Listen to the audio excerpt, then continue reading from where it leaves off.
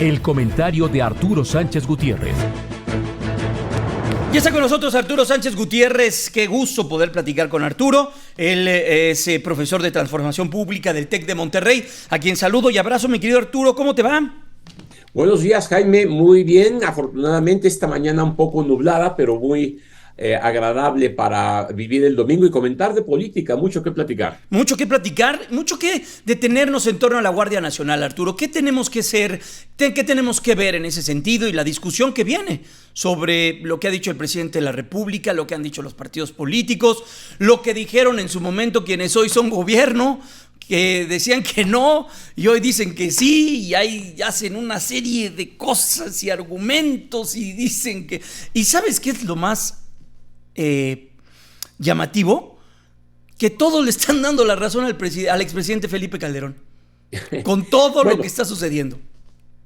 Lo que ocurre es que en efecto hubo un cambio de política en materia de seguridad nacional y el factor, el ejército en las calles era un elemento de debate permanente si debiera ser así o no.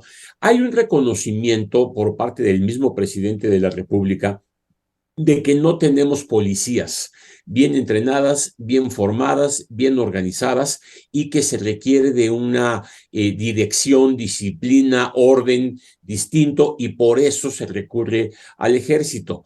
Ahora, se eliminó la Policía Federal, se crea la Guardia Nacional y el presidente de la República no oculta su cambio de política, de que fuera no el ejército, sino un mando civil quien lo organizara y de darle al ejército en ese sentido control de la Guardia Nacional. Pero esto, Jaime, nos genera tres problemas, al menos. A ver, primero, el presidente anuncia, y el anuncio es muy sencillo. Yo quiero que la Guardia Nacional pertenezca a las Fuerzas Armadas. Sí. Necesito reformar la Constitución para que eso ocurra. Perfecto.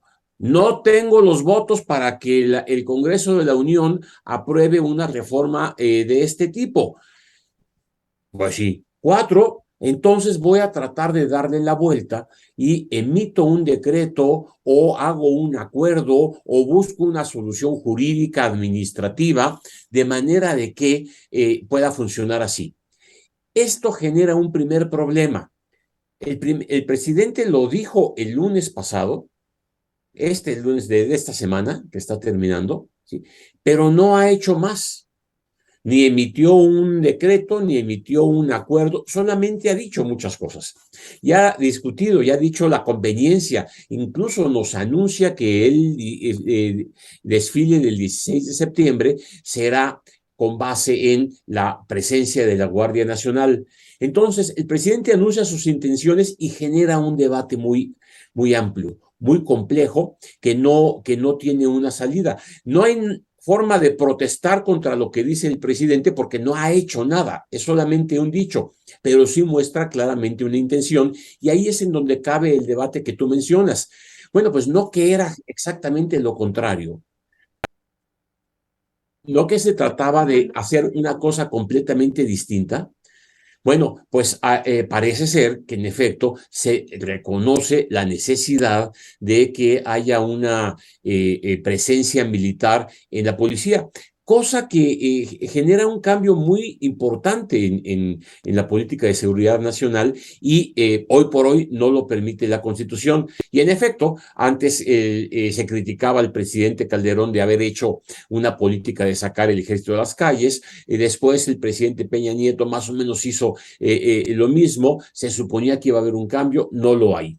Y esto pues implica un reconocimiento distinto. Ahora, hay un discurso paralelo aquí, que es que, bueno, ya que tenemos un ejército, utilicémoslo para que construya aeropuertos, para que construya el Tren Maya, para que esté activo de una manera que sirva a la población. Bueno, eso puede ser, pero esto se entiende, además pasando de la policía, o se percibe como un intento de militarización, y para eso América Latina es muy temerosa de darle a las Fuerzas Armadas más poder del que requieren.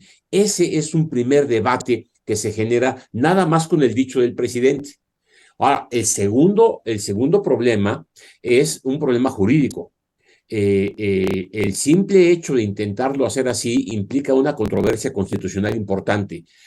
Y llama la atención que el presidente de la República diga, no importa, ¿no? Que lo resuelva la Suprema Corte de Justicia, que lo resuelva el Poder Judicial, pero yo tengo que hacerlo porque creo que es mi responsabilidad, bla, bla, bla. Y va a decir, el Congreso no me apoya, en consecuencia lo hago por otra vía, y si no están de acuerdo, pues que lo resuelva la Suprema Corte de Justicia de la Nación. Me parece que es una forma equivocada de gobernar. Me parece que hay un problema muy serio que nos lleva al tercer tema que yo quería comentar. Se sigue privilegiando la confrontación a la negociación política. Se sigue buscando la polarización de posiciones en lugar de la búsqueda de construcción de acuerdos. Yo no sé si está bien o está mal, mi preferencia es no, que la Guardia Nacional vaya a depender directamente del ejército. Puede tener ventajas, puede tener desventajas. Creo que hay una concepción de seguridad nacional que tendríamos que analizar y revisar. Pero lo cierto es que en lugar de haber llamado a una discusión interna entre los miembros del gabinete junto con la oposición, con diferentes grupos, con las mismas Fuerzas Armadas, con la Guardia Nacional misma, ¿cómo podemos resolver este problema? ¿Cómo podemos mantener el mando civil y al mismo tiempo tener una disciplina o una preparación bien de la Guardia Nacional? ¿Cómo podemos lograr? No, nada de ese tipo de caminos políticos están a la mano. El presidente prefiere directamente confrontar y da el primer golpe anunciando un decreto, pero se olvida de la necesaria negociación política. Y esto, bueno, no es la primera vez que le pasa al presidente de la República. Ya le pasó con la reforma eléctrica. ¿Cuál fue la salida del presidente con la reforma eléctrica? A hacer una ley que trata más o menos de resolver lo que quería el presidente, para lo cual ahí sí el Congreso tiene los suficientes votos de Morena para hacer pasar una ley. Bueno, ¿qué va a pasar con la Guardia Nacional? Va a querer hacer una ley también a través de la mayoría de Morena en la Cámara de Diputados y de senadores para darle la vuelta a la Constitución. Ojalá no. Ojalá no, porque se trata de la Constitución y lo que más me preocupa a mí, en términos de mi propia experiencia, la reforma electoral va a seguir el mismo camino. Estamos viviendo una serie de foros y discusiones sobre los contenidos de la reforma electoral, y lo único que saco yo en conclusión es que no hay consenso y no hay para dónde hacerse, y el rechazo a la propuesta presidencial es evidente día tras día, con muchas posiciones en contra de lo que se propone el presidente con desaparecer al INE. Bueno, y todo esto otra vez, porque en lugar de la negociación, primero se quiere dar el golpe y después se trata de hacer el cambio. Entonces, ¿qué vamos a tener? Una reforma legal que cambie cosas dentro del INE, al menos el nombre no se lo podrían cambiar, al menos la composición del consejo no lo podrían cambiar. En fin, es el problema general que se está dando con la Guardia Nacional. Ahora, esta semana fue particularmente importante en términos de la necesidad de tener una Guardia Nacional que actúe oportunamente en diferentes estados de la República. Y lo que se sigue viendo es ciertamente la necesidad de fortalecer a los cuerpos policíacos en el país. Bueno, no se está trabajando en ese camino, más bien se busca esta otra salida, y este es el debate, digamos, que hemos tenido muy fuertemente. Y mientras no se cambian las leyes y no se construyan acuerdos, pues el INE sigue su camino, las instituciones siguen su camino. Fíjate, esta semana el INE aprobó un proyecto de acuerdo en el que, ni modo, nos guste o no, pues se calcula que el año que entra va a tener que dársele a los partidos políticos 6,233 millones de pesos. Es un dineral. Es un dineral. ¿Por qué no se puede reducir? ¿Por qué no se puede cambiar? Simple y sencillamente porque la ley dice que eso es lo que tiene que tener los partidos políticos. Ese es el cálculo que se deriva directamente de la Constitución y de la ley, de lo que se le tiene que dar a los partidos políticos.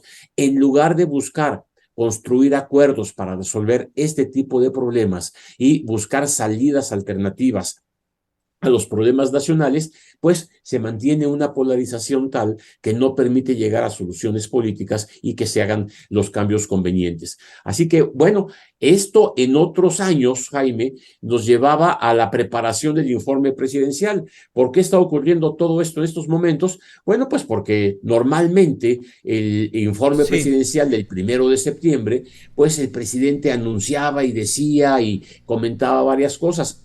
Ahora, como hemos tenido tantos informes y el presidente habla todos los días, bueno, lo que va a ocurrir es que el presidente ya nos dijo lo que va a pasar. Iniciará el periodo ordinario de sesiones del Congreso de la Unión el 1 de septiembre. El 16 de septiembre le dará respuesta a Estados Unidos y a Canadá sobre el conflicto con el Tratado de Libre Comercio y la Guardia Nacional desfilará. Y bueno, ¿qué es lo que ocurre? Y ese día también, acuérdate que ya dijo que va a hablar sobre el tema energético y todo lo que está alrededor de lo del TEMEC y ello. Exactamente. Y mira, es el cuarto año, entrando al quinto año de gobierno, sí.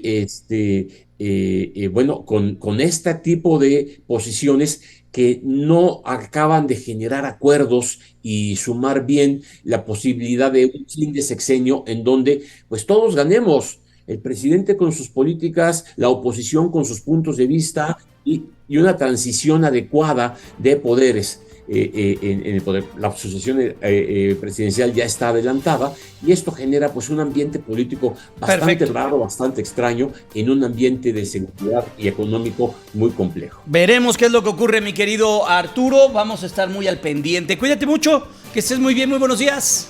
Igualmente, feliz domingo, saludos a todo el auditorio. Hasta pronto.